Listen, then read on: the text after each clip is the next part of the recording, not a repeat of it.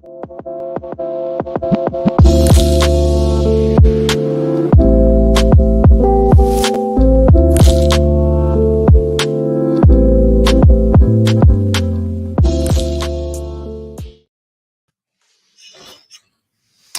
going on, family?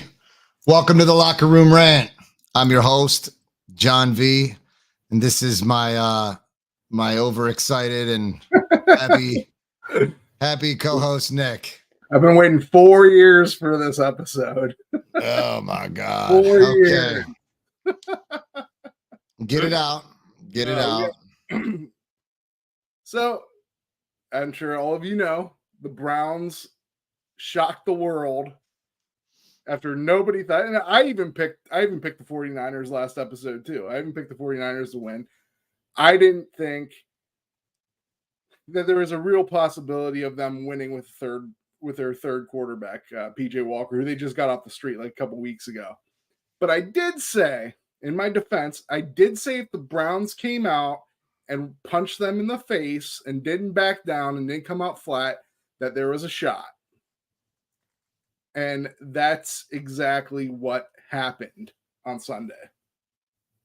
John, all the way until the fourth quarter when we did everything we needed to do to win the game. But sure. That being Moody said, shanked it. If you guys won that game, the worst team would have won.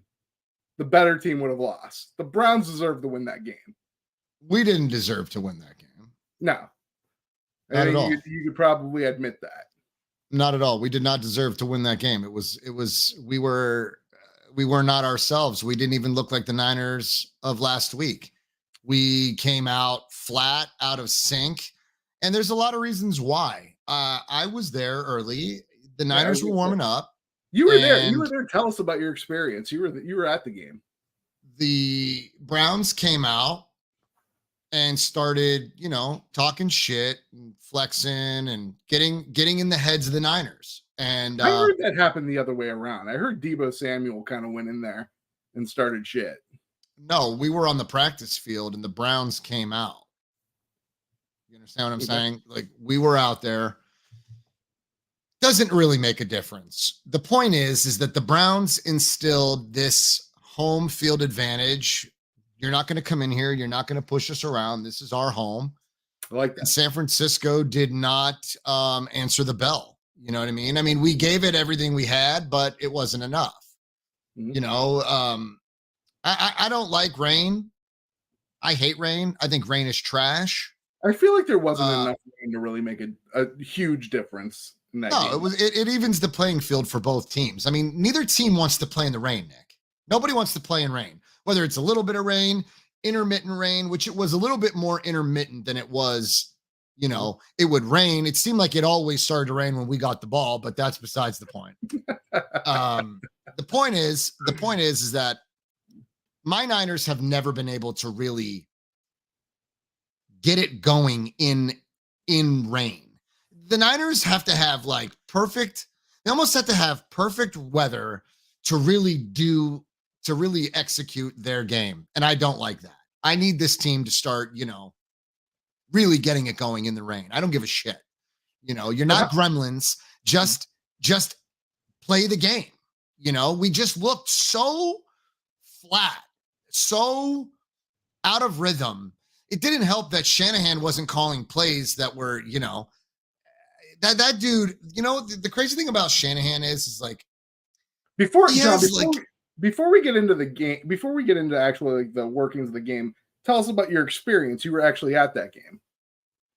I mean, it's not a good experience. It's not fun. Okay. It's not fun being in Cleveland, dude. I mean, the fans there are not welcome. I mean, they're not gonna be like, "Hey, John, welcome. Hey, you're a Niner fan, welcome." They're weird, but look, hats off to them. They won the game. They made me know it. They made sure that I knew it. I had a great time at the game. I had good seats all up until the end. I mean, the third and fourth quarter for me were pretty exciting. Like, I really saw a lot of the game change. I saw some of the momentum shift. But the one thing that I can say the one thing that I can honestly say Mhm. is that Stefanski watches this podcast. I'm sure of it. I know he does. Well, he listened to me if he did. This He is maybe exactly listened what I to wanted you, him to do.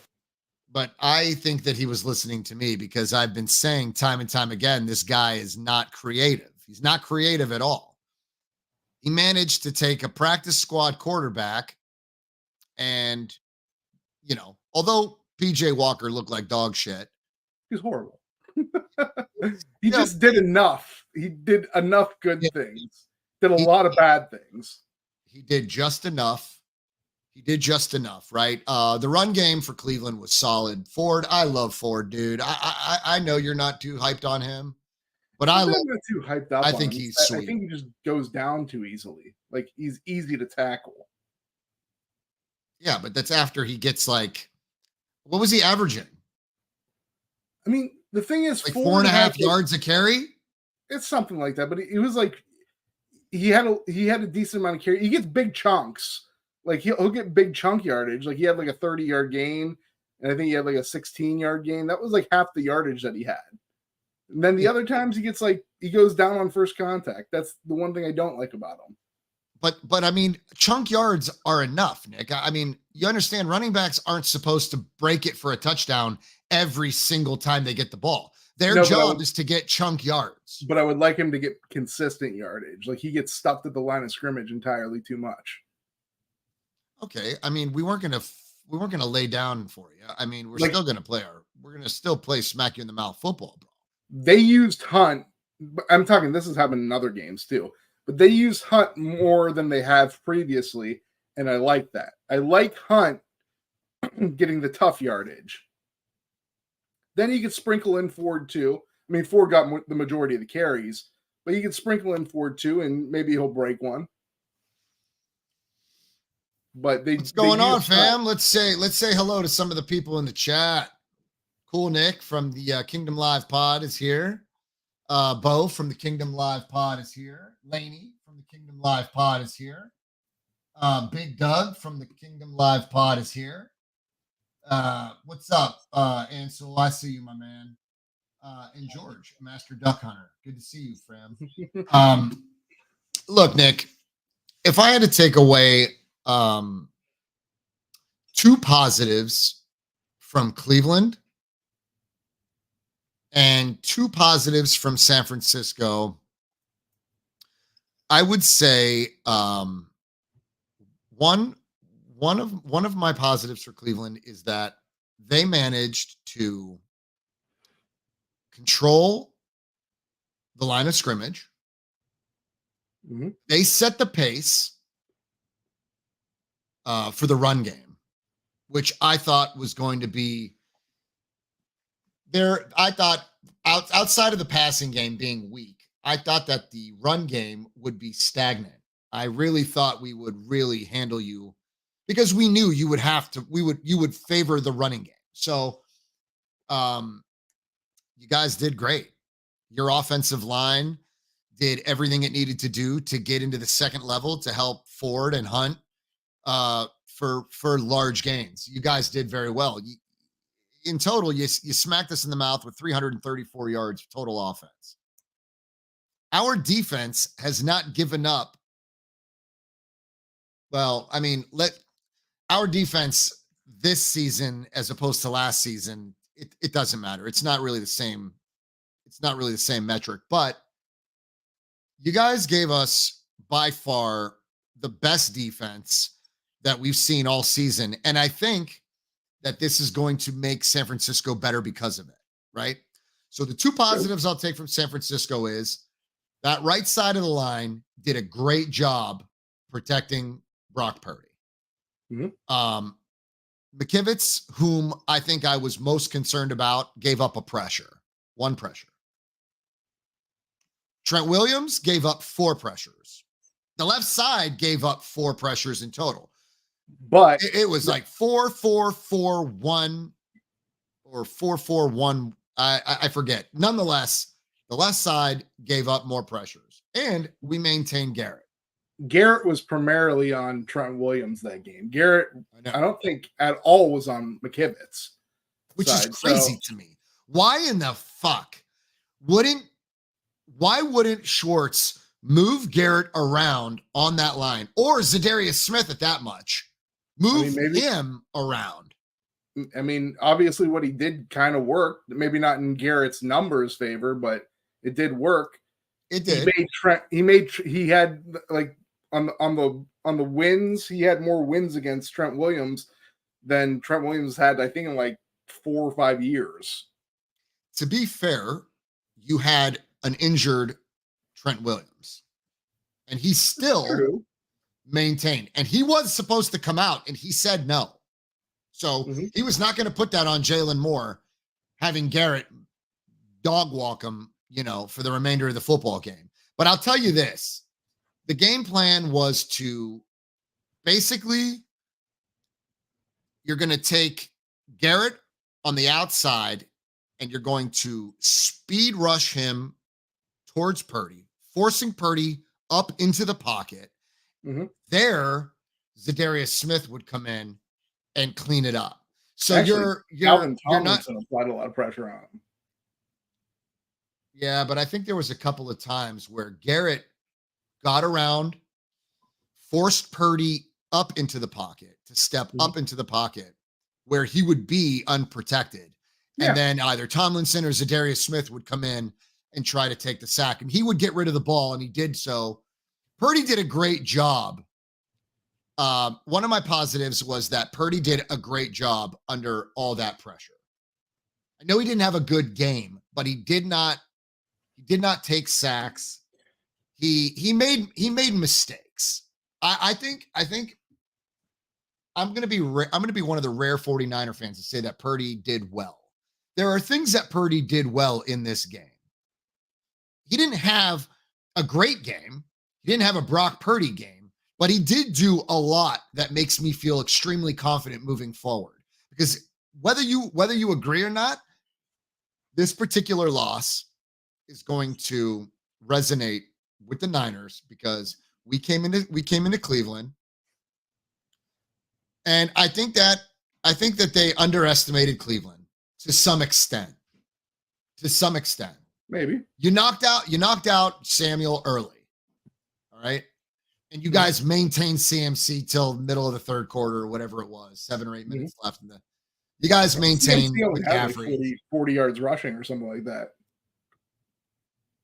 Yeah. But I mean, I expected this. I expected Cleveland to maintain CMC. There was no doubt about it. Okay, and not for nothing, bro. I was never sold that we were going to beat your ass.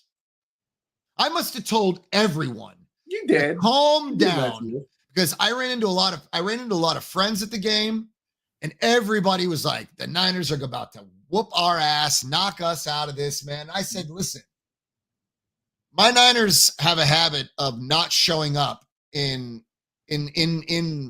weather whether it's intermittent rain or rain. We're like a bunch of gremlins, bro. We cannot play the game."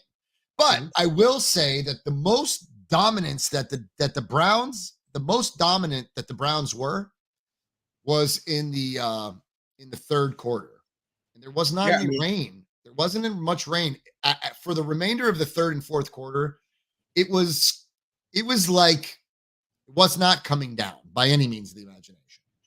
It was damp.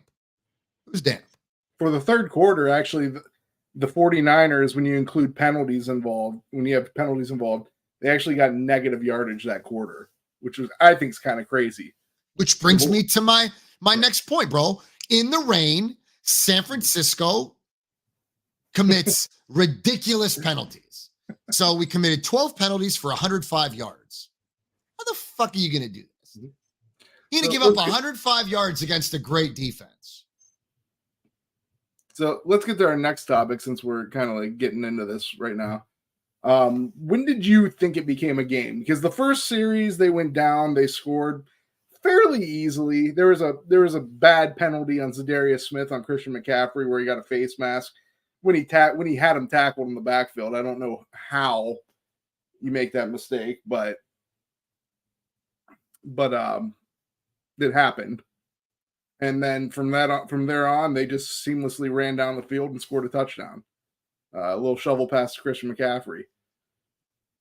I'm not going to say I thought it was over then. Do you see how the offense operates if everybody is healthy? Yeah. I'm not going to say I thought it was over then, but I was like, shit, if they score too many more points, we're screwed. And then I think they went down and missed the field goal the next drive. Then we missed the field goal. What's that? You missed the field goal. Yeah. Then we missed the field goal. And then I think they got another field goal, correct? Moody kicked the field goal, made it 10-0. At that point in time, I wasn't ridiculously out of it because I knew if we happened to break one or something, get a touchdown, it's just a 3-point game. But I was like, if they kick another field goal, we're probably screwed because we're not going to come back from a 13-point deficit. We attempted a 54-yard field goal and missed. And in Cleveland, it's already difficult. For those of you that don't know, Cleveland is one of the hardest places to kick. Hats off to Phil Dawson. There was a tribute to Phil Dawson because he had dominated for both teams in his career. Yep. Phil is probably one of the, if not one of the, probably the most consistent kicker in Cleveland. The dude was just awesome. He knew how to kick into the wind. And a lot of kickers struggle with that. So when Moody was asked to kick a 54-yard field goal, I was like, listen, I feel it in here. I mean, like, the wind is blowing. This dude, if he doesn't hit this, I'm not even going to be mad at him. And he missed it, and I wasn't. But I thought to myself in that moment, if he misses the next one, it could be the one. It could be the one. Yeah, a 54-yard is hard for anyone, but the thing is, he's got to be used to kicking that situation. He came from Michigan. Michigan's not too far away from here. I got to assume that they have similar type of kicking environments. He's young, bro. Jake's young. And I know a lot of fans are pissed. I was pissed. I mean, I'm pissed. I am still pissed, but I'm not banging on the table to get rid of him. You know, I'm not. So when I thought it was officially a game is when Cooper caught that pass when he kind of like dusted over and Lenore fell and Cooper caught that pass for like 30, 35, 40 yards. That's when it almost seemed to me like in Rocky IV when like Drago got cut and they're like, he's a man, he's not a machine. That's what it felt like. I was like, we cut him. We cut him. They can be beat. And that's when I thought like it was going to be a game. Like I was kind of downtrodden up until that point. And then of course we go down, we score. And now it's only a 3-point game at this point in time. Then from there on, I was like, we might be able to do this. Was that kind of a similar situation for you, or was it a different point? You're on mute, John. I don't really know that it was ever really a game for us. I feel like we were behind the 8 ball trying to catch up after you guys got ahead. I mean, once you guys made it 13, once it was 17, or I'm sorry, once it was 17.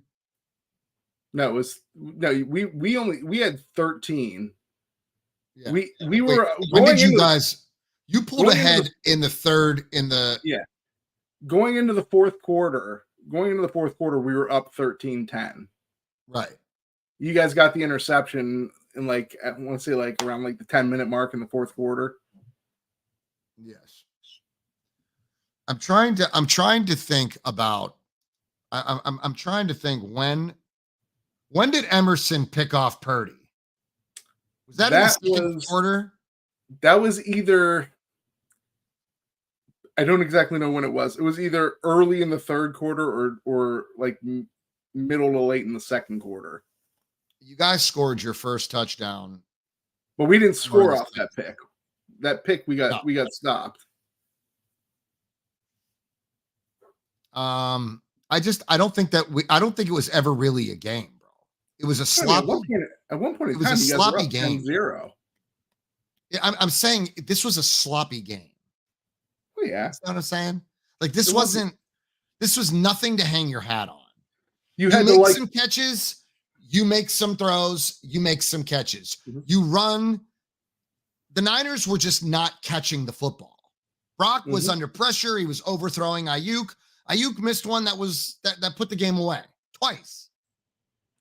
We're actually going to come back to Ayuk a little later, because I do have some insight on that. Another big thing was the officiating. Oh, it wasn't a well officiated game, but there were some plays that I think are somewhat up for discussion. Listen, you tied it up in the third quarter. That's when Emerson picked off Purdy. No, but I don't think we scored. It was 10-10 when Emerson picked off Purdy. I don't think we scored on that, though, did we? I didn't. No, it's not about scoring. You said, when did you guys make it a game? It was if I had to pick a point, it was when Brock Purdy threw that pick to Emerson. That's when it became a game, because now the momentum shifts. Purdy has given up his first INT. So you thought it was a psyche thing, like? Oh, definitely. Because dude, this was not a good game. This was not a good game. This was a defensive battle. The offense was trash. Who could run the ball better? We abandoned the run. Period. We abandoned the run.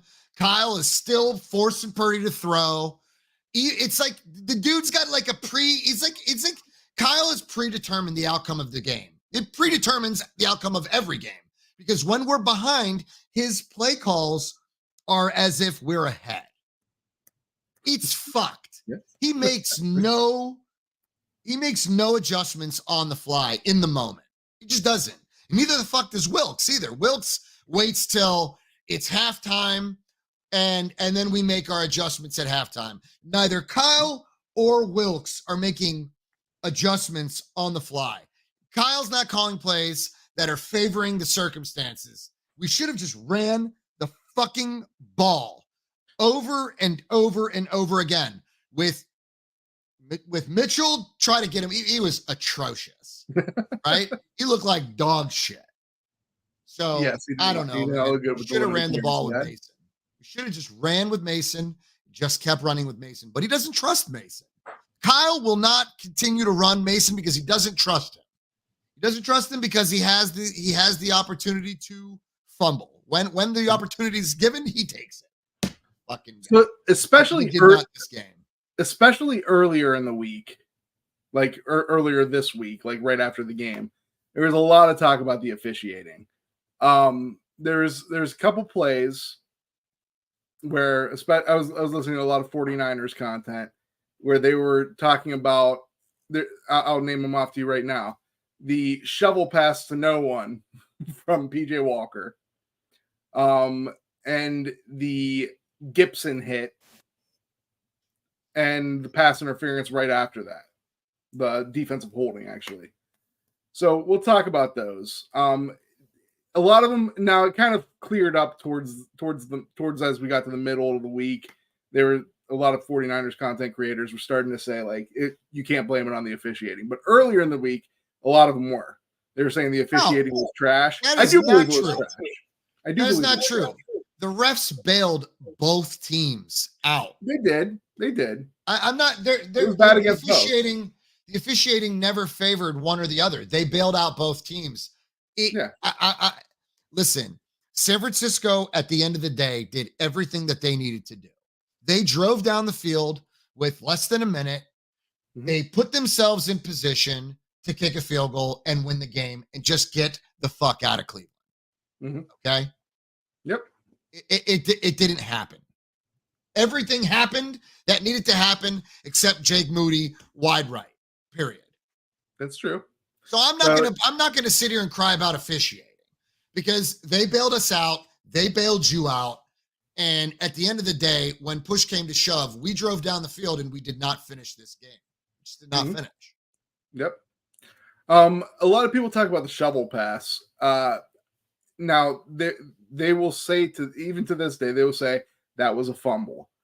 I think it was definitely PJ Walker was trying to shovel pass it. He just didn't know where he was shovel passing it to for some reason. I don't know why.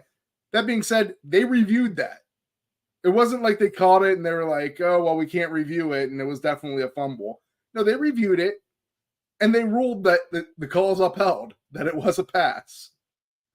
So to me, I can see how it appears that way because we got a hand on that ball. We're pulling it, we're trying to rip it away from you. Yep. So it looks like he dishes it. And in reality, in my mind, it was ripped this way. You understand? It was ripped away. But by the time it came out of his hand was going forward.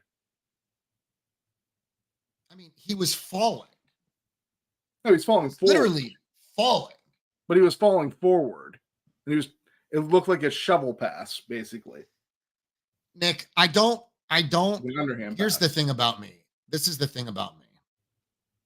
I try not to blame officiating, but I never believe in letting a game come down to one call or the next.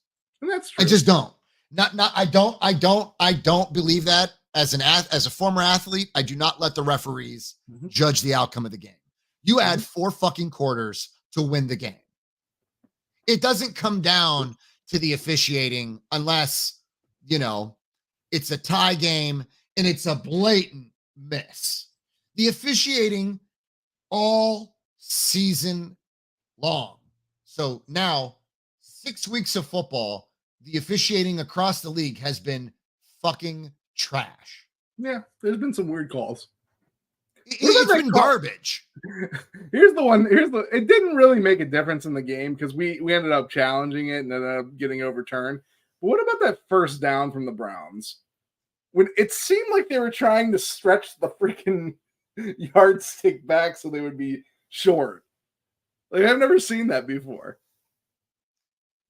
Dude, there was at one point the officials made 3 mistakes. They made 3 mistakes just to call roughing, just to call what the fuck was it? They threw the flag, then picked up the flag. I can't remember. It doesn't even matter. No, they called it. It was against the 49ers. They called it against the Browns, and they came back and said, "We called it on the wrong team. It's on the 49ers. We apologize." No. That was the first. Yeah, that was the first time. I look over at my wife. I'm like, you know what? These guys don't know what the fuck's going on. At least they were conciliatory. They were trash.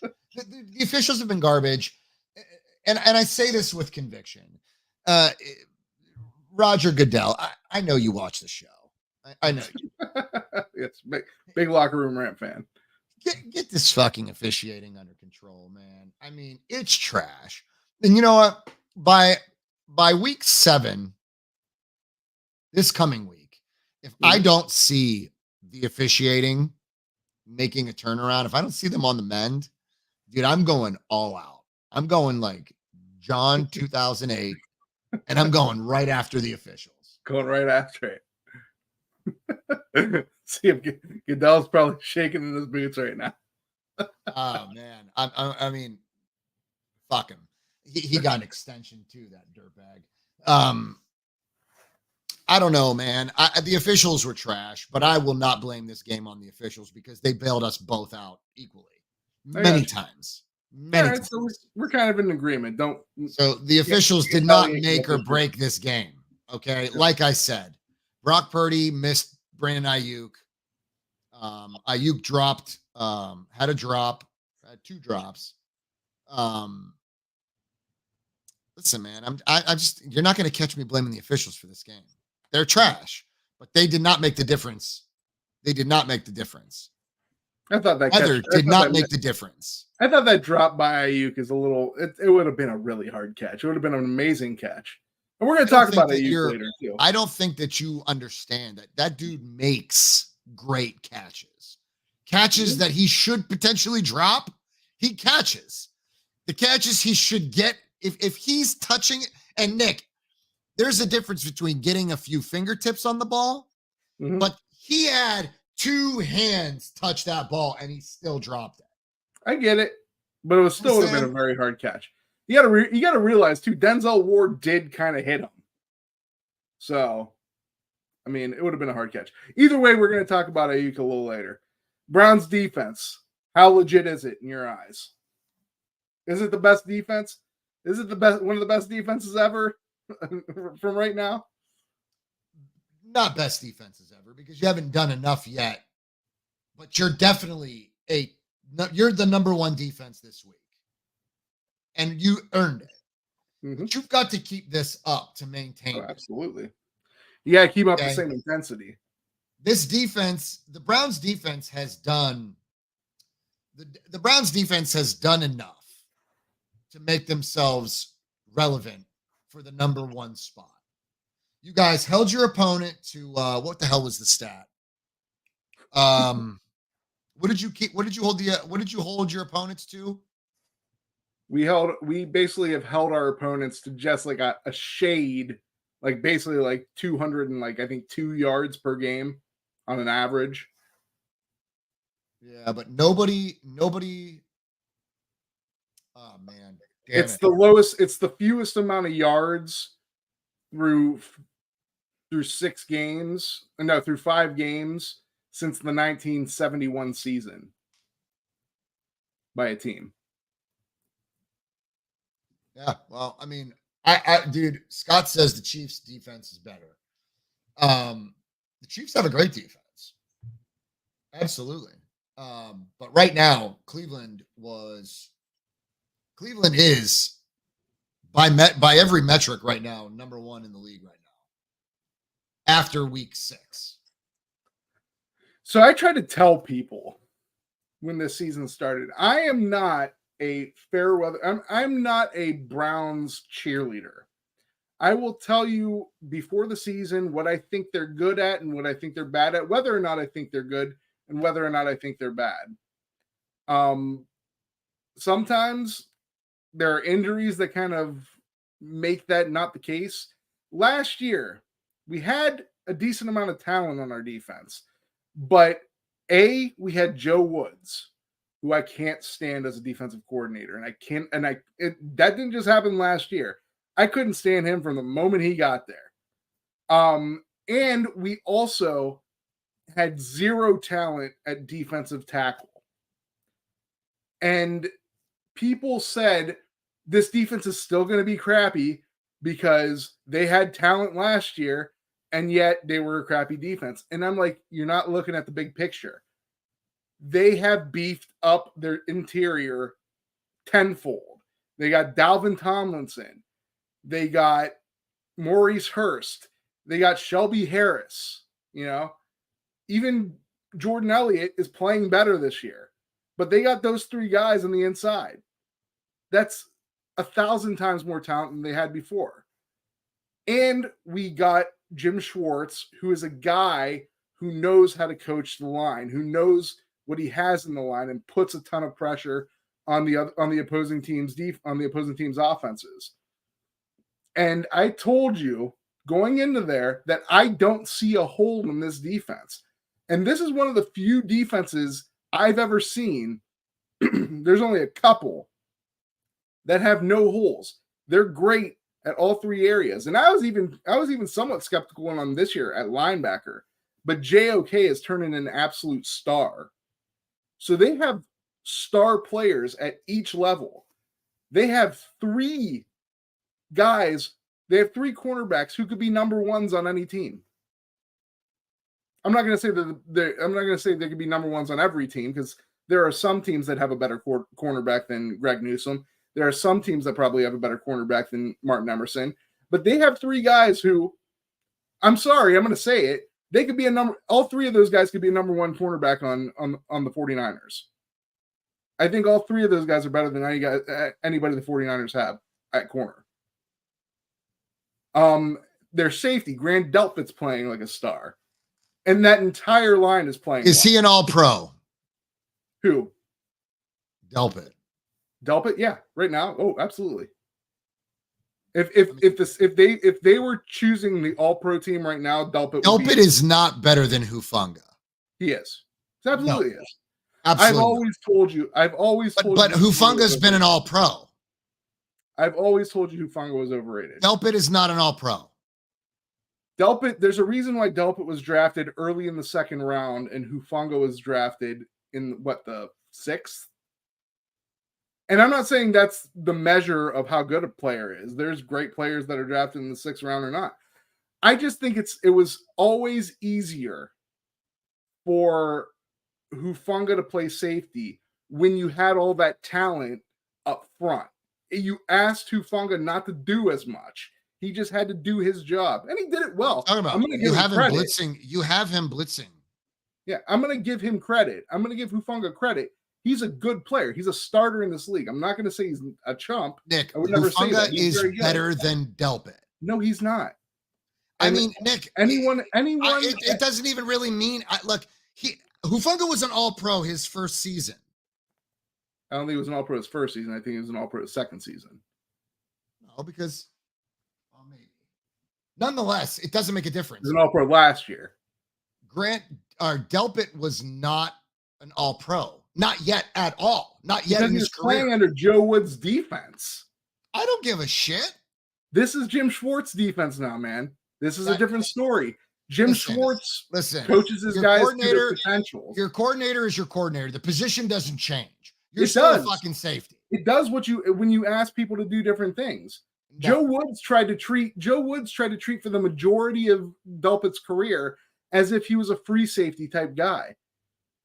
Grant Delpit is a rover. Grant Delpit is better as a box safety rover type guy. He's not very good as a free safety type guy. I know that's what they drafted him out of college to do, but he's not a guy that's going to go and pick balls off and stuff like that and make sure the back end doesn't get beat. That's not his thing. He is a guy who tackles. He is a guy who uses athleticism to get to the quarterback or to get tackles, get around offensive linemen. That's what Delpit's good at. Jim Schwartz realized it. I will give it. Last year, they kind of figured it out because at the last half of last year, Grant Delpit was the Browns' best player, with the exception of Myles Garrett. So Grant Delpit is an absolute star at that position right now. JOK is becoming a star. Myles Garrett is the best, in my opinion, the best defensive player in the league. He just is. I think you can categorize these guys based off of what they do. You know, Myles Garrett is what? He's the strongest, most powerful at that position.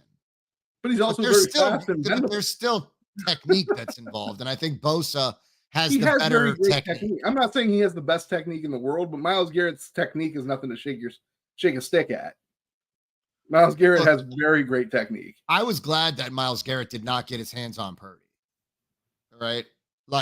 We did a great job. We did a great job of protecting Purdy from Myles Garrett. That was the priority.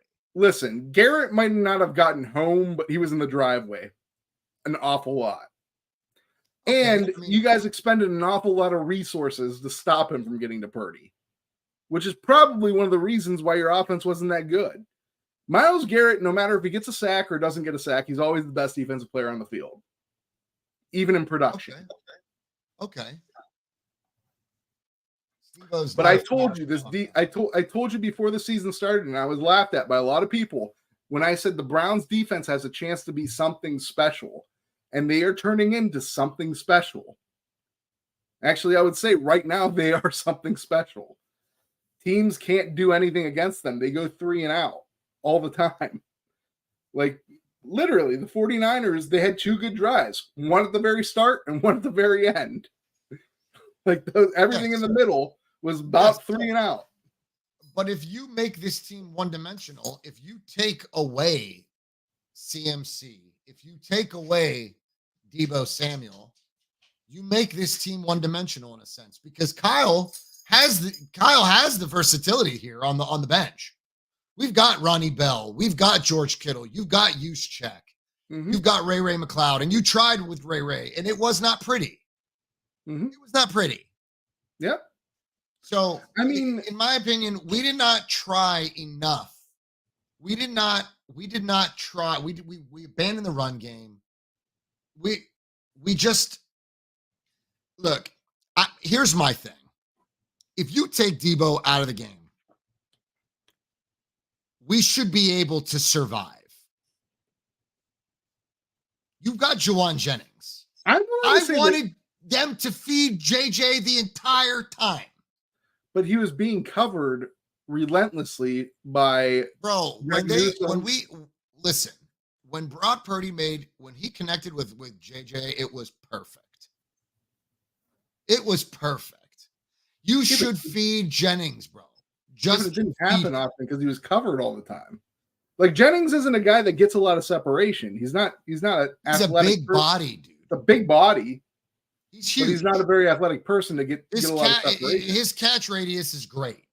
It's a big body with a lot of great. He has great hands. He's a big body with great hands, but he's not a guy that gets separation. And when you're getting covered by either a pretty damn good cornerback or an all-star safety, then it's kind of hard. It's kind of hard to always feed JJ the ball when he's covered. You know, they gave it to him a couple times, but it just wasn't the thing. But like I said, I tried to tell you guys that this defense had a chance to be special. There's been a lot of talk. I would see this from time to time. I would see like, have the Browns created a blueprint on Brock Purdy? And you know, it's stupid to say, but you want me to answer it? Yes, they did. They created a blueprint. You need to have cornerbacks that can cover receivers for 4 seconds. And in order to do that, you have to have at least 2 really good ones. B, you have to push back the line of scrimmage 2 to 4 feet just about every damn play. Because that means you're putting pressure on the quarterback. That means you're not being able to run the ball. And that means your offense is going to become one-dimensional. And your quarterback's going to have a ton of pressure put on them. And C, you have to have a star edge. You have to have a star edge rusher. When I say star edge rusher, there are only a couple of them in the league. TJ Watt, Micah Parsons, Nick Bosa, and Myles Garrett. Because then they have to allocate resources towards that. And who'd they allocate towards that a lot of times? Kittle. And that's why Kittle only had 1 catch for 1 yard. Yeah, Nick, I got news for you. This wasn't the first time that we ever used Kittle in the blocking game. I get it, but usually look, you guys won the game. You won the game. Mm-hmm. But I mean, you realize that defense did not stand 10 toes in the dirt and do what it had to do in the final drive. You understand that? If Moody hits that field goal, your defense that you're priding yourself on didn't do shit when rubber hit the road. It wasn't the defense's fault, John. It was the fact that PJ Walker tried to give the game away a couple of different times and almost did with that interception. What does that have to do with the fact that in the final fucking 40 seconds we drove down your throat? Because God forbid you make one mistake where a catch gets made. You don't got to score a touchdown. You got to score a field goal. You had a minute 40 to do it. Yeah. I'm not going to say it's the greatest we should have still ran the fucking ball. I don't know why we didn't run the ball more. Once again, where you guys shouldn't put Jake Moody in that situation, we shouldn't have put our defense in that situation either. Bro, your defense is going to have to defend a drive. What are you talking about? Yeah, but we shouldn't have just gave you guys 7 points. Is what I'm telling you. We gave you guys 7 points. Okay. Like that ball shouldn't have been thrown. Nothing. I mean, what did you think was going to happen? Should have just took a sack, kick it, punt it. Our defense is doing well. If you guys just kick a field goal, we're tied. I'm I'm thinking willing to trust our defense not to give up a touchdown. I don't want to give you guys 7 points. So yes, did we have the best? I said you guys had 2 good drives at the start of the game and at the end of the game. Kyle Shanahan's a good play caller. I'm going to trust him in that situation.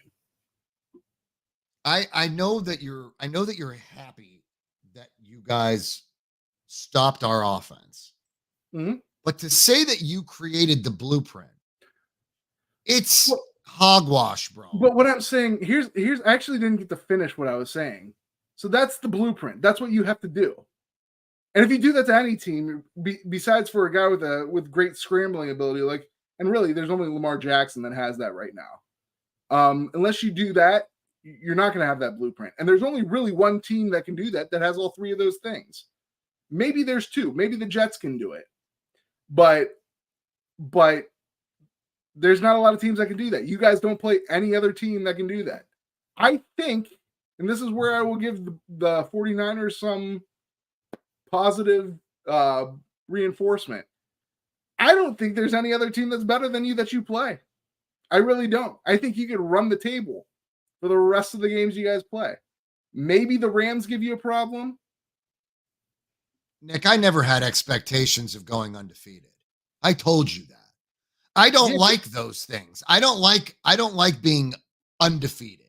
I don't like any of those records because what happens is they become a distraction and it becomes one of those things that you try to maintain. You try to maintain that level of play through 17 weeks. It's an unreasonable expectation. You shouldn't. It kind of. I didn't think that San Francisco was going to go undefeated this season. I did not. The thing is, I don't see many teams that can beat them. You guys don't even play the best team in the second best team in the conference.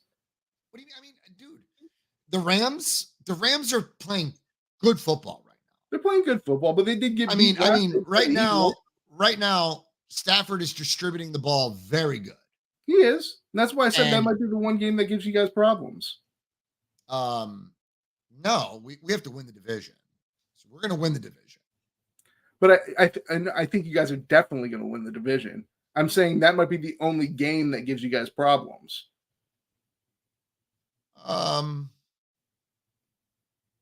Like I think you guys are going to beat the Eagles. Philly is still up there. I don't care what people are saying. I'm not impressed with them, man. I'm not impressed with them. They play. That's fine. They're beating up on teams that are weak, and we're not even in the mid-season form yet. Yeah, but I mean, we are going into week 7. I mean, you got to be. Your team is kind of what your team is at this point.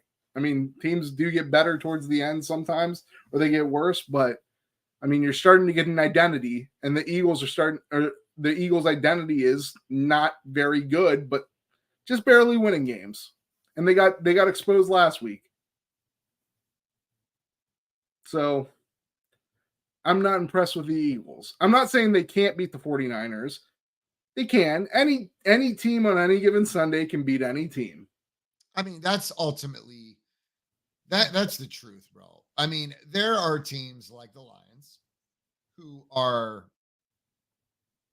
they're playing great ball. Yeah. I think they're the second best team in that conference. So, I mean, look, let's just look at it this way. We lost to Cleveland, and we'll be better because of it. I think you will. I think it was a gut punch for the fans, and for some of the players too. You know, we have to capitalize on a lot of things that we've left. I bet you, bro, in 6 weeks, we've probably left easy 27 points on the board. Easy a touchdown every game. Let's just say that. We've probably left a touchdown on the table every week. Minimum in some cases. Possible. In the Cleveland game, we really fucked up. I think the CMC pass was probably your guys. I'm not going to blame Ayuk for that one catch, but the CMC pass, he really overthrew him. He probably should have. There was another Ayuk pass that was actually more Purdy's. Ayuk caught the pass, but if he would have hit him in stride, he probably would have scored. You talking about the one where he jumped over Delpit? Yeah. He probably would have scored on that. So, I mean, like I said, I mean, it's you guys did leave, but I think the Browns made it hard on Purdy. I think the Browns would have made it hard on any quarterback, and I don't think any quarterback would have The thing had. is, the Browns didn't leave any able to hit. points. What's that? The Browns didn't leave any points on the table. They couldn't They get the gave ball in away the air points, to save their life. They gave away points though, and we've been giving away points all season. You know, All we right, have. well, You know, the Browns have the most turnovers than any other team in the league, and they've played one less game than most. And it's not even really close. Like we've been turning the ball over a lot, and it's been costing us a lot of points. I'm honestly, panic. And honestly, we did kind of leave points on the board. PJ Walker almost did a Jacoby Brissett against the Chargers against the 49ers. He almost threw a ridiculously stupid interception in the end zone when we were driving down the field. If he would have just ran, we would have probably been on like the 3rd-yard line. B, probably would have scored. Maybe we'd have to settle for a field goal. There's not a guarantee that we score, but I mean, we would have been in a lot better position. I would count that kind of was leaving points on the board. I'm talking like irrefutably. You guys left points on the board, or left points on the table, bro. PJ Walker could not get anything going, and I don't expect him to. No, he really don't. Horrible. The idea was to hold the Niners, and you guys did so. Yeah, that's about as best as we could do. You know, and unfortunately, we could not overcome our own bullshit. We got in our own way multiple times. Mm-hmm. You know, that offensive line. I mean,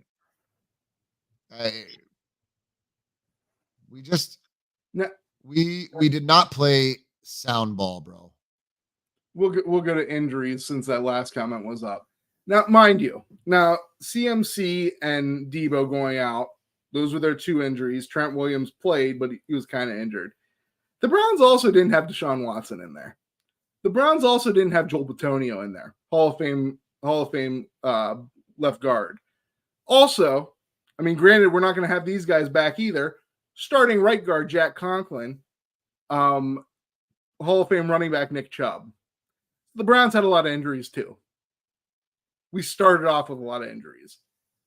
So I don't want to hear anything about that. But John, what about your guys' injuries?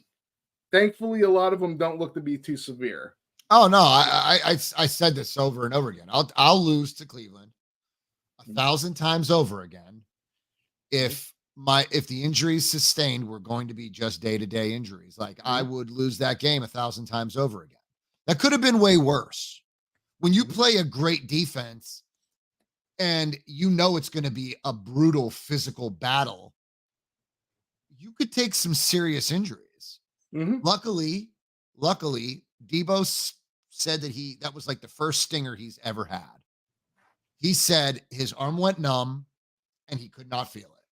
Once he got feeling back in his arm, he said, it was just, he was sore all through here. Sore. Yep. He was on the Kay Adams show, the Up and Adams show with Kay Adams. I don't know if you know this or not, but Debo and Kay do a show on Tuesdays together. Oh, really? Yeah. Anyway, so he was like, that was his first stinger of his career. He's never sustained one before. Didn't know what it felt like. He said that hurt like a bitch. I look, bro, Greenlaw was probably the biggest injury. Or I'm sorry, Greenlaw's absence because of injury essentially changed everything for you. I believe that a lot of what PJ Walker got away with never would have happened. And Jerome Ford probably would have not have had as many chunk plays as he did. Possible. Listen, bro. Greenlaw and Warner are probably the best linebacker tandem in football. It's not even close. It's not even close. I could see a big difference without Greenlaw there. I think Warner's the best middle linebacker in football, and it's not even close. Yes, but as a tandem, they're nasty. Greenlaw and Warner are nasty. Yeah, it's very possible because Greenlaw. They were consistently nasty last season. I think that not having Greenlaw made it a little bit more. It made it easier. John, every time you run the ball, every time you lean forward like that, your noise is muffled. Is it muffled now? No, but every time you lean forward like this, it gets muffled. All right. Well, I think that Greenlaw made. I think there was a big difference in how you ran the ball without Greenlaw on the field. I think it would have been more difficult. Okay. I think it would have been more difficult. Yeah, sure. I mean, Greenlaw's a good player. I mean, Greenlaw's, like I said, Fred Warner is the best middle linebacker in football, and it isn't even close. I would probably suggest that would probably make Greenlaw and Warner the best linebacker combo in football. I mean, Bitonio being out. I will say this: Michael Dunn deserves a freaking medal because Michael Dunn played a hell of a game. You almost didn't even notice Bitonio wasn't there. Michael Dunn played very well. No. I mean, Dawan Jones was lights out. Dawan Jones, man. That was the one pick of this draft that I was like, maybe. Maybe. And he's turned out to be better than anyone could have expected. I mean, that guy is legit. I know Bashar is probably pissed off as all hell that, and oddly, the guy that you could have drafted him instead of Moody. He was there like 10 spots after. He was there 10 spots after Moody. Mm-hmm. And I forget, but the dude was right there for the taking. Yep. And every time I brought him up, everybody in 49er content creator land was like, he's not a scheme fit. Fuck your scheme fit. I mean, he is a huge man. Did Stefanski give a fuck if Dawan Jones was a scheme fit or not? He maintained Bosa. Yep. That's fucking hard to do. That is hard to do. Not too many. He is a fucking massive body. He's a wide body. Not too many. Just being a big body is enough. Not too many great right guard veterans. I mean, right tackle veterans. Oh, dude, he takes up so much space. He takes up a lot of space. Listen. Yep. I'm going to say this. I'm going to tell you this. I don't know if Watson is the future of Cleveland Browns football. He hasn't owned up to his contract yet. Prior to Walker. Yes, that's true. But I said this to my wife. I'm like, DTR may have actually had a better game this week versus San Francisco. Because what PJ Walker was trying to do, DTR can do well. He's trying to be mobile and get out of the pocket, roll out, and try to make something happen on the outside. Try to catch Kareem Hunt in the flat, or I don't know how Jerome Ford catches the ball in space. I don't really know if he can. But he's fine. But Kareem Hunt is the best at it. Yeah. And I believe that DTR probably would have done more than PJ Walker and done just enough to get your passing game going. The only thing is PJ Walker's a little more of a veteran. PJ Walker, although he did make a lot of mistakes this game, I don't know, it's too big of a situation for DTR. And him being a rookie, maybe he needs to get a little more acclimated. That being said, on that one drive, on that last drive where the Browns kicked the field goal to go ahead, DTR is running that in. DTR is running that in. He's going to lower the shoulder and he's going to take that hit and probably go in the end zone. He's not going to try and fire it off like an idiot.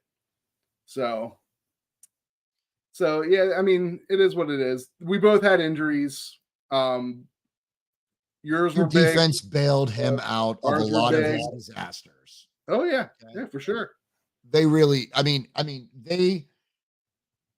if you would have told me that PJ Walker, if somebody said PJ Walker is going to beat San Francisco, we would have told you were full of shit. Mm-hmm. However, San Francisco's got a list and it grows by one bust out quarterback at a time. Always backups. We just fucking suck against nobody quarterbacks. It's insane to me. Like Colt McCoy started the trend last year. But I mean, quarterbacks like Stidham, Dobbs, now Walker had 120 fucking yards, 100 what? He had almost 125 yards passing. How the fuck are you gonna let that happen? He had like 170 yards passing. There's a small list of quarterbacks that had no business having any form of success against San Francisco, and they did. And they really did. You know, I don't know, Nick. I don't know what to say. I don't know. I don't know I don't know what changes for Cleveland with this victory over San Francisco, but I know San Francisco is going to be better because of it. They almost owe you a thank you. I hope they don't become too cocky, because and one thing in Kevin Stefanski's speech to the locker room, he said, "You guys are off Wednesday too, or you guys are off Tuesday. I'll see you guys Wednesday." I'd be like, "No, bring them back on Tuesday, motherfucker." Why is he resting them midweek? We got a game to win next Sunday. Bring those motherfuckers back.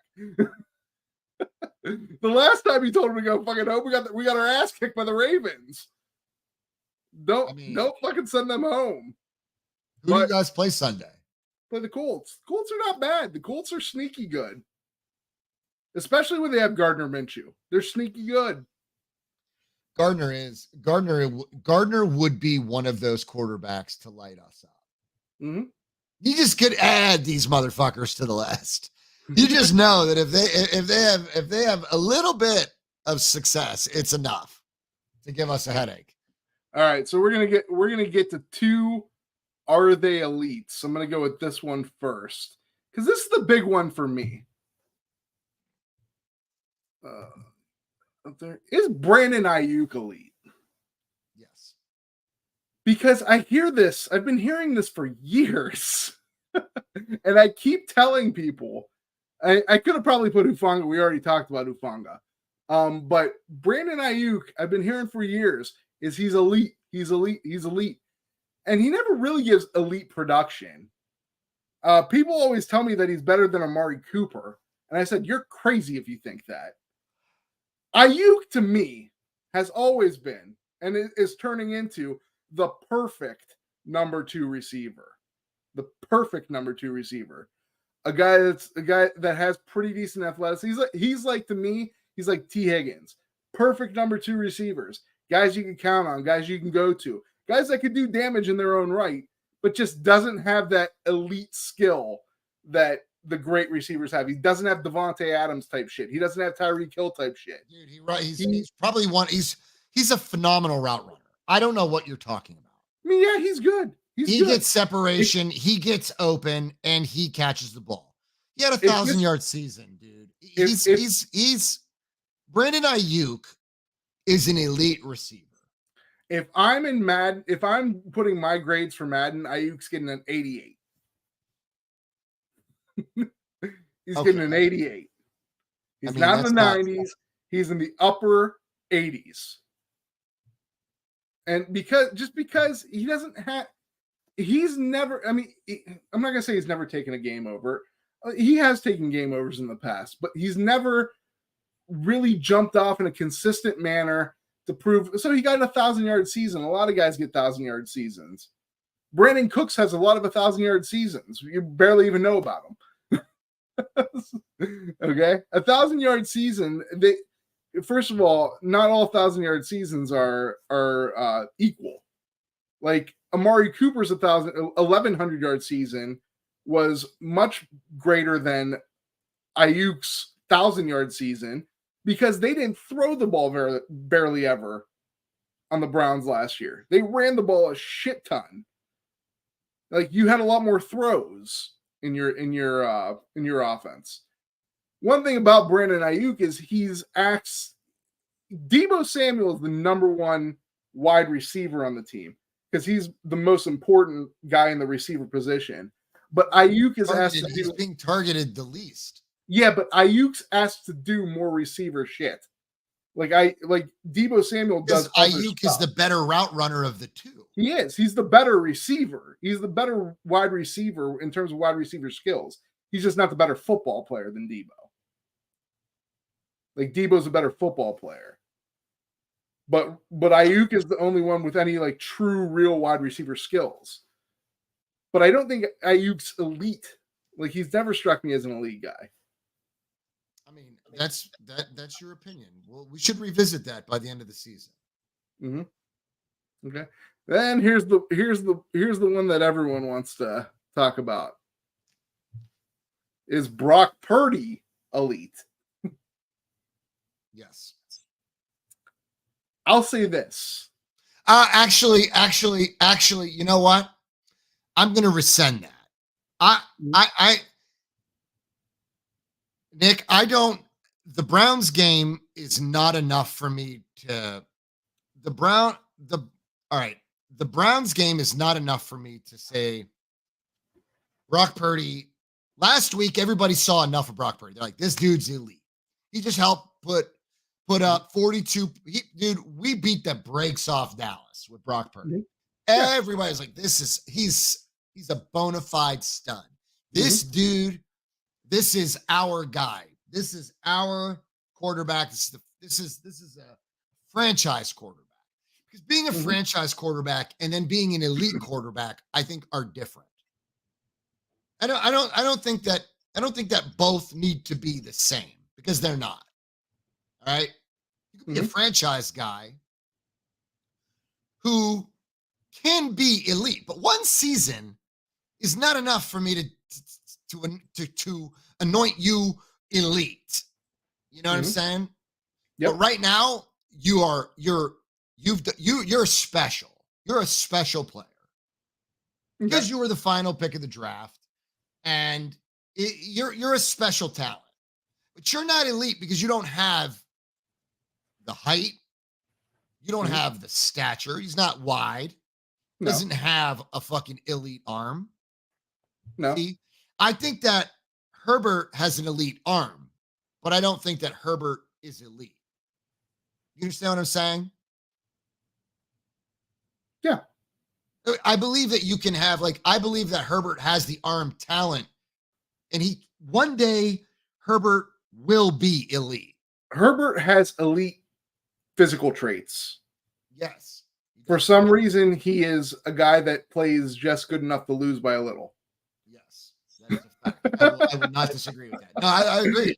He will and always I believe that Bo, Scott, and Nick will agree. I mean, that's a division opponent for them. I mean, I know Scott is not crazy about Herbert. I know that. What's up, Bash?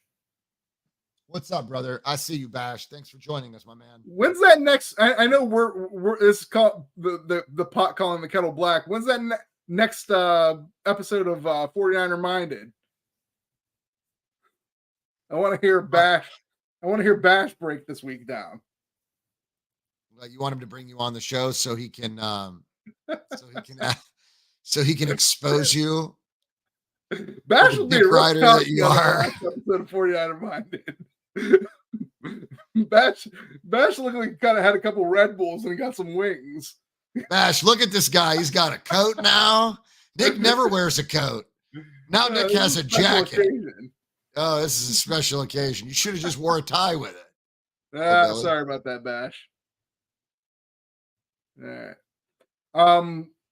But yeah, so I think it's ridiculous. Here's the thing. Does Brock Purdy have elite physical traits? No. But he has elite mental traits. Yes. Mentally, I believe that mentally he is elite. And I also if this could be an elite trait, his pocket awareness is fucking awesome. Yeah, he is. I mean, he's do you is that also a mental thing or is that yeah, that's mental. That's something you can't teach, you can't measure, it's immeasurable. The only way you know that is if a guy gets in the game and plays. Okay. Brock Purdy probably isn't what you would consider an elite quarterback to be. But do you have to be an elite quarterback? Is he right? You might be able to put Justin Herbert on the 49ers, and I got news for you. He might not do any damn better. He might actually do worse. Brock Purdy might be the perfect quarterback for the 49ers. And I got news for you. What we were talking about earlier with that blueprint that I was talking about. The Browns are the only team, maybe like another team like the Jets might have a similar, but the Jets don't have a dominant edge rusher. The Browns are the only team that has all three of those things that you need to kind of jack up Shanahan's system, which essentially is what happened. We didn't necessarily jack up Purdy. We jacked up Shanahan's system. And Purdy's the operator of that system. Purdy's the conductor of that train. Okay?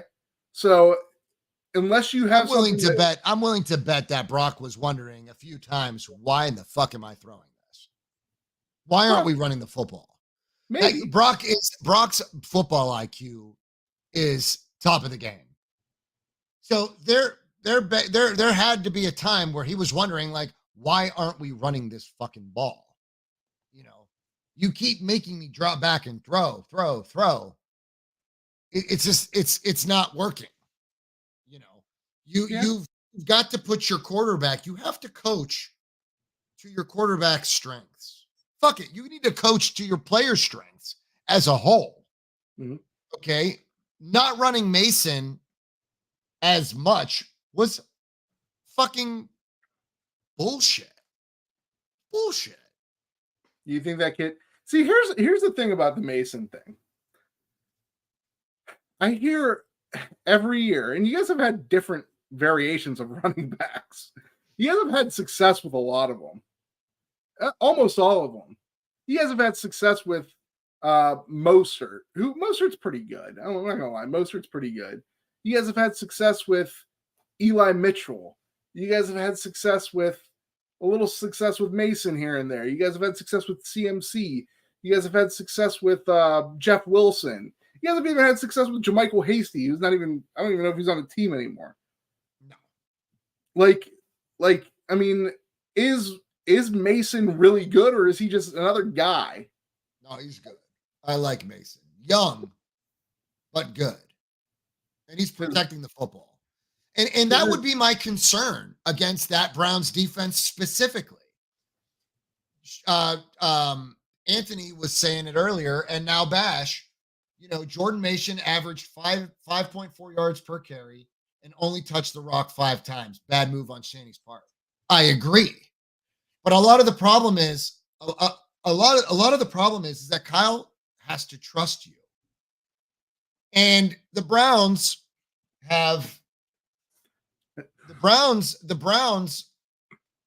look, I don't think Kyle was willing to run the ball with Mason because there may have been a chance that that he could fumble. And down the stretch, with less than a minute left in the game, Kyle does not trust Mason enough to put the ball in his hands. Mm-hmm. That pissed me off. Oh, God, did that piss me off. Bash. I remember Jermichael Hasty because I do follow this team quite a bit because of him, and also because I play fantasy football, and I think Jermichael Hasty might have won me a game or two. Ash, I'll tell you what. Bashar saw this show a little bit different in his mind. Bash, Nick really didn't. I mean, Nick pretty much understood that this was a slop fest. John kind of robbed me of my initial. John kind of robbed me of my initial glory because he didn't talk to me for 2 days. I did. I did rob him of his glory, but it really wasn't. Like, the thing is that I knew that my Niners did not play well enough to win that game, nor did they deserve to because of it. Right? Yeah. I mean, it's that simple. If you guys would have won that game, the worst team would have won. Look, Nick, the Browns were the better team. That game could have ended way before the Moody miss. Sure. If Brandon Ayuk catches, look, you can blame it on PJ Walker all you want, but I'm saying we missed on some crucial throws. You did. I mean, that Ayuk throw, but I mean that's such a hard throw to make any better than what he made. But that's why I don't. Purdy would have brought that down like a half a foot. That would have been completely in his hands.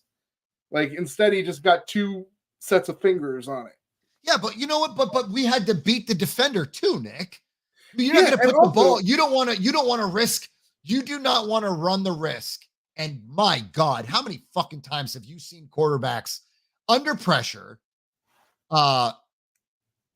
making errant throws that fall short or they overthrow? Yeah. Okay. Brock put enough on it. Brock gave Ayuk a chance. He did. He gave Ayuk a chance. He did. But still, at that is still less of a chance that he catches the ball than he doesn't. Because on top of that, he only got his fingers on it. You really, could say the same about me if somebody threw me the ball. And B, he also had Denzel Ward got a little beat. Ayuk did get behind him a little bit, but Denzel Ward was kind of at the right time draped on him. There's a good chance that Denzel Ward, at one point or another, may or may not have committed a pass interference that nobody saw, and that's fine.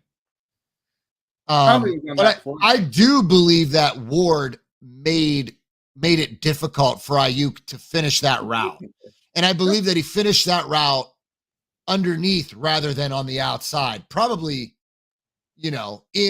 if Ward doesn't disrupt that route, Ayuk's probably on the right side of it. I think if Ward doesn't hit him when he hit him at the exact right time, I think Ayuk gets a little more air under him and actually gets 2 hands on that. I mean, Nick, if you're gonna,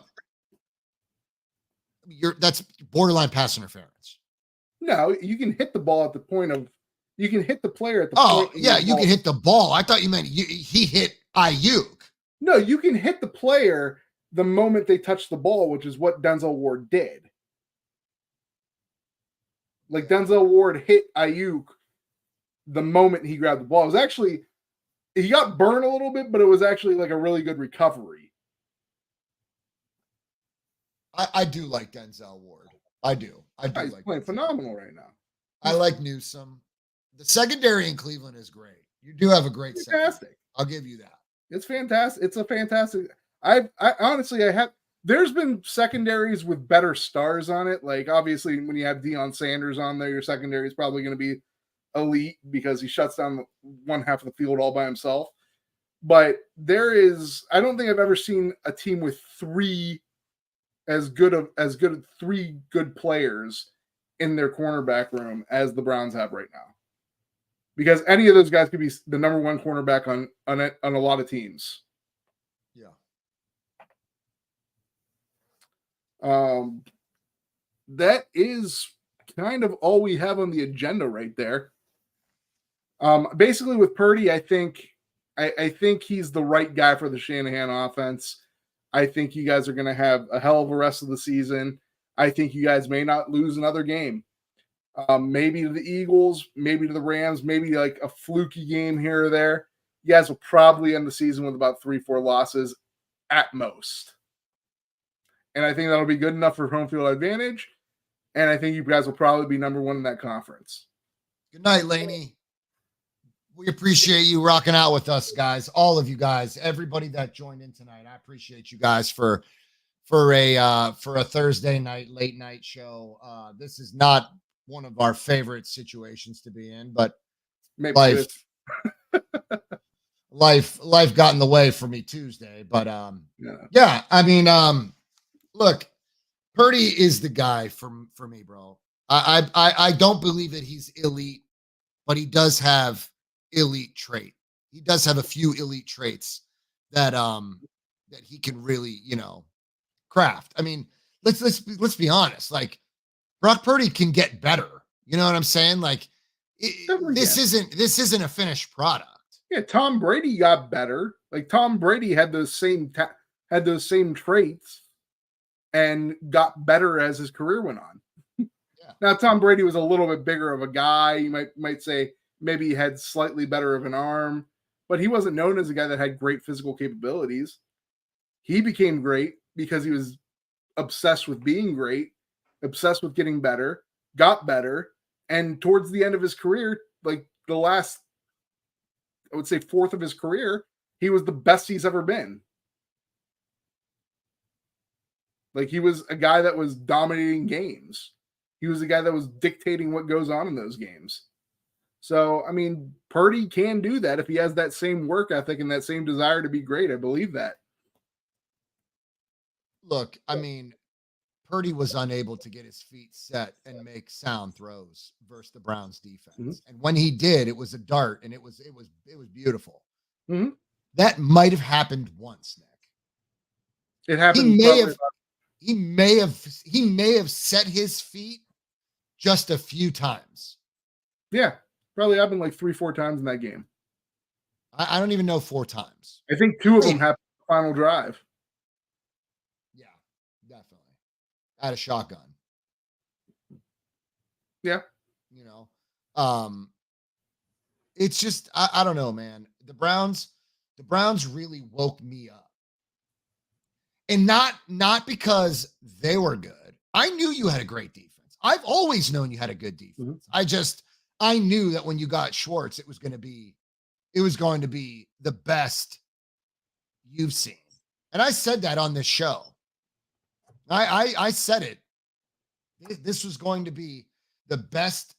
This was going to be the best you guys have been under Stefanski. I still think Stefanski needs to get the fuck out of Cleveland. I still think he sucks. I have this overarching feeling that, like, you can even hear the guys talking. Like, I'm not saying they dislike Stefanski. I'm not saying they're not playing hard for Stefanski, but like, you could hear, especially the defensive guys. The defensive guys are playing for Schwartz. Oh, I mean, dude, listen. I mean, the defensive guys are playing for Schwartz.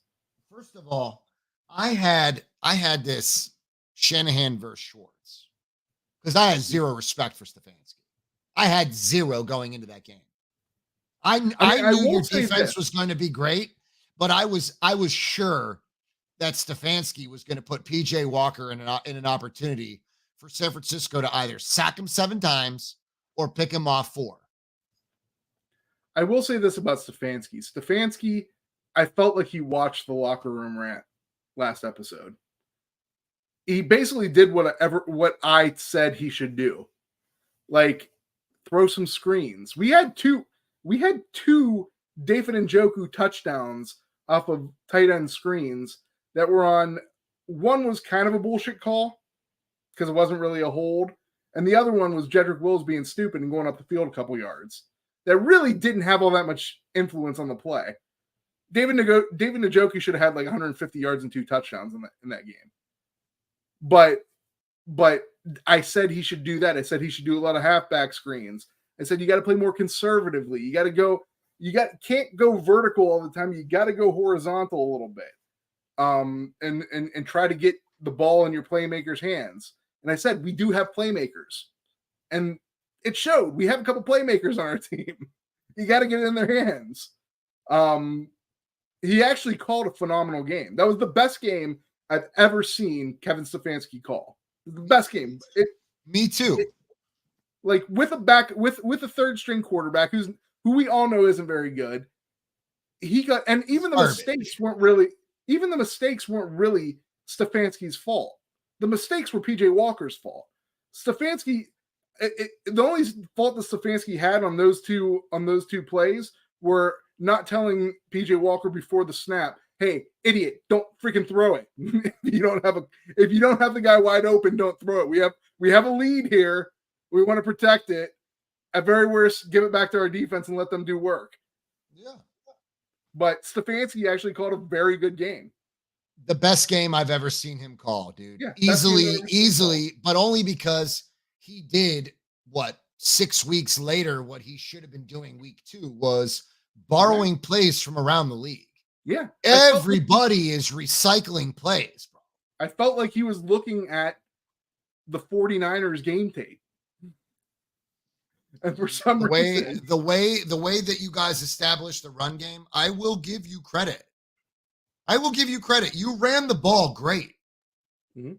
You know, with Nick Chubb in there. Oh, we used motion this week. We never use motion.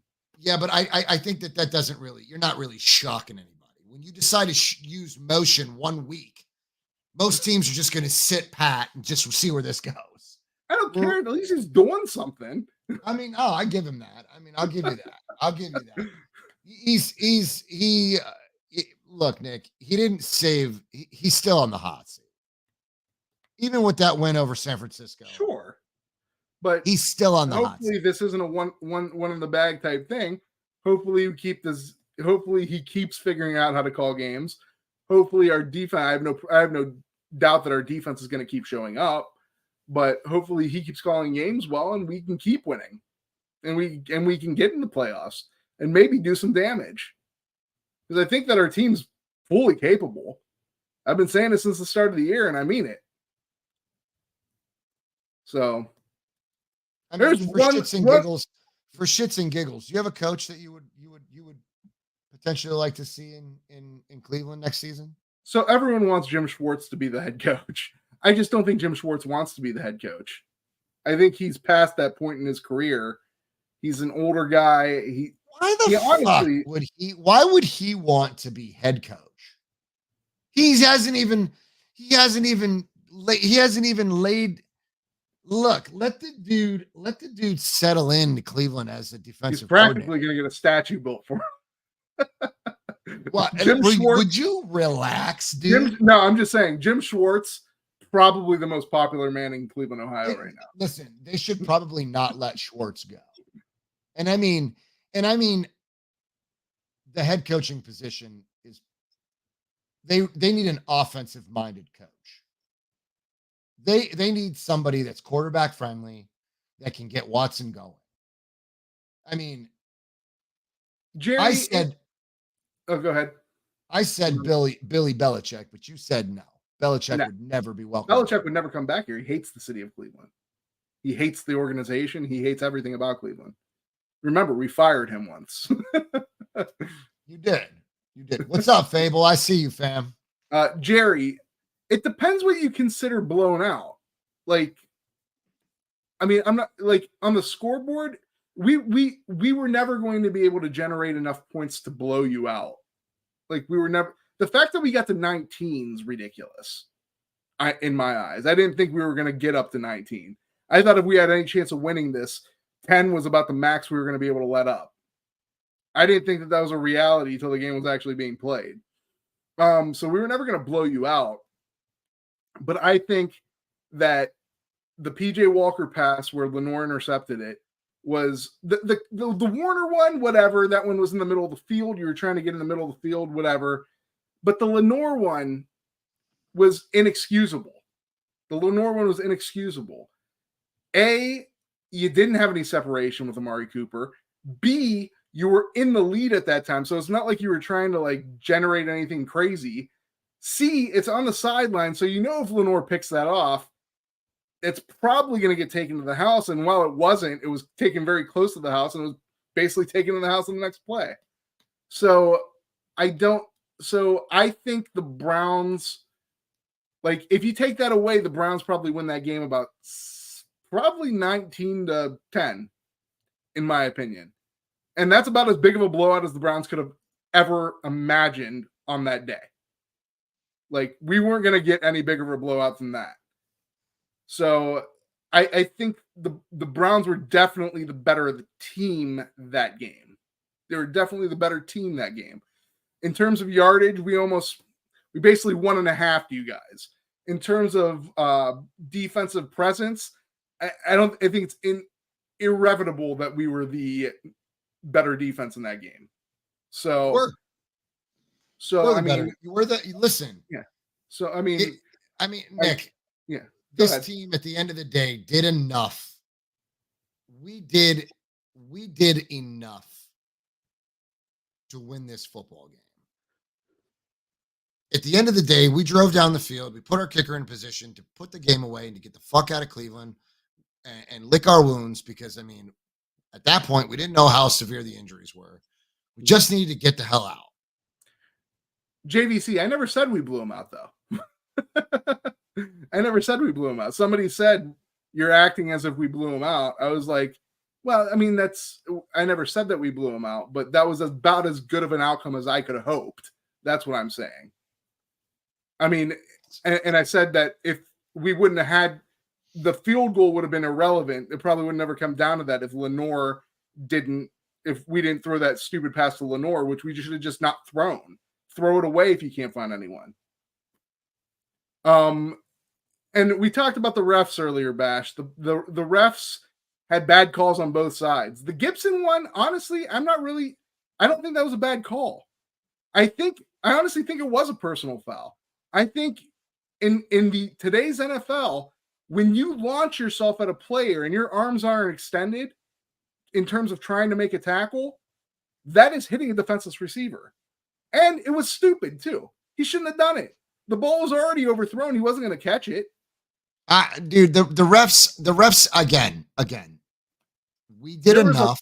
There was a face mask where Christian McCaffrey had, I forget whose face mask. I think it was Greg Newsom's, where he was carrying it towards the sideline. Now, you might be able to say his fingers got wrapped up in it. I know that happens sometimes, but Deshaun Watson didn't get that treatment in the Steelers game.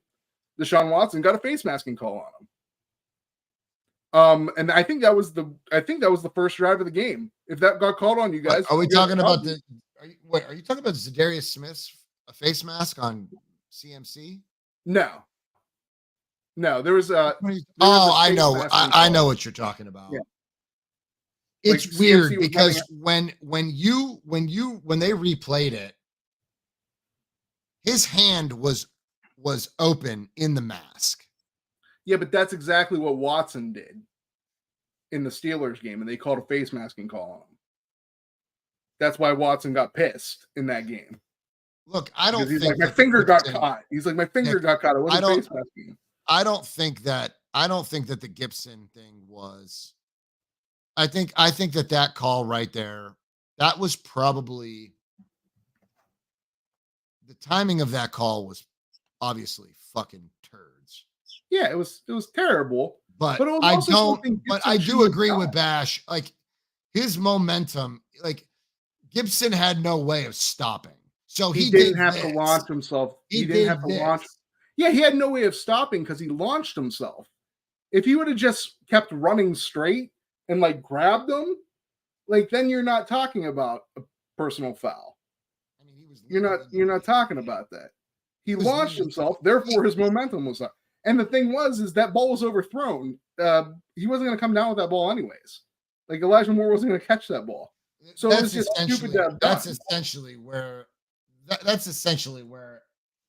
you know, where it gets skewed. I think the call after that was a little worse, where they called him on, I think it was either pass interference or defensive holding. I think that was kind of tic-tac, but that wasn't near as consequential because that was on fourth down, I think, the Gibson penalty.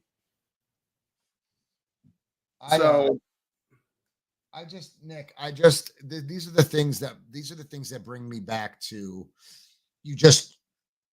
You don't leave it to a game winner. You don't leave it to the ref, and you don't, you just, we, you know, and I've been guilty of it myself, but at the end of the day, dude, when you pride yourself on hanging 30 on your opponents, and then you go and you meet a great fucking defense in Cleveland, like, we just needed to do enough to win. 12 penalties for 105 yards. That's just, it's fucking bogus. We haven't done that since week 1 versus Chicago last year. Mm-hmm. You understand? Like, yeah. we still had more penalties though. It was a penalty riddled game. It was shit. And that's why I don't blame the weather, but it is, look, I don't blame the weather for my downfall, but it complicates the game for both teams. Mm-hmm. I don't give a fuck how much rain it is. Told you this. Some rain, more rain, intermittent rain, whatever the fuck it is, it complicates the game at some capacity for both teams. But John, I gotta take off because I gotta be at work here in about a half hour.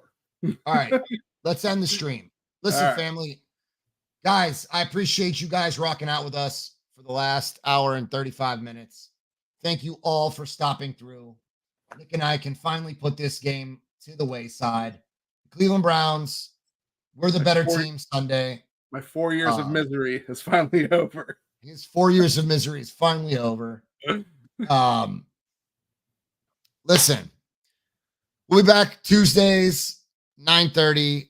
There may be some Tuesdays that we can't. I'll probably still keep going. I'll bring Bash on, or some of the fellas from the Kingdom Live.